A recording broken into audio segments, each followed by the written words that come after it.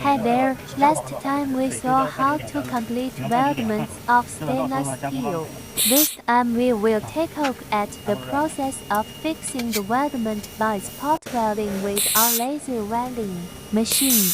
Our welding materials come from our customers, who need us to weld several small stainless steel plates to stainless steel pipes with a large diameter. This time, the machine our welder uses is our 1000W handheld fiber laser welding machine. The laser welding machine opts 1000-watt fiber laser, which has high photoelectric conversion efficiency and long life of 100,000 hours. If you want to know more about our machines, please feel free to let us know next time. Welding operation after spot welding.